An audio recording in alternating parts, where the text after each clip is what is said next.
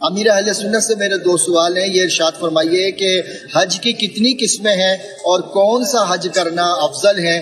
دوسرا سوال میرا یہ ہے کہ جب حج کا احرام باندھ لیا جائے یا عمرے کا احرام باندھ لیا جائے تو کون کون سی باتیں، کون کون سے کام کرنا جو ہے وہ ناجائز، گناہ، حرام ہو جاتے ہیں؟ اس کی توجہ دلائیے. ہمیں وہ کام بتائیے کہ احرام باندھنے کے بعد مرد کے لیے ان کاموں سے بچنا ضروری ہے. اللہ اللہ. حج کی 3 قسمیں ہیں: قران، حج قران، حج تمتع، حج افراد. قران افضل ہے. پیارے آقا صلی اللہ علیہ وسلم نے حج قران ادا فرمایا.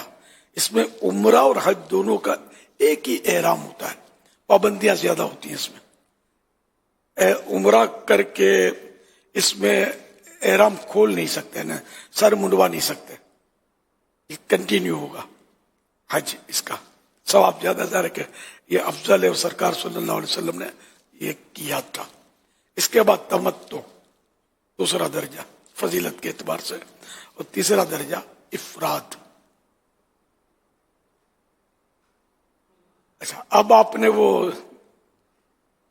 طویل سوال ہے یہ، اس کا جواب. احرام پھر مردوں کے لیے صرف، عیسائی بھائیوں کو بھی تو ان کی بھی تو کچھ پابندیاں ہیں. اس کے لیے تو رفیق الحرمین میں تفصیلات ہیں اور یہی دیکھ لینی چاہیے. اور ویسے بھی اس وقت جو میں بیان کر رہا ہوں یہ حاجیوں میں تو کر بھی نہیں رہا، عوام میں ہو رہا ہے. رفیق الحرمین سے دیکھ لیجیے.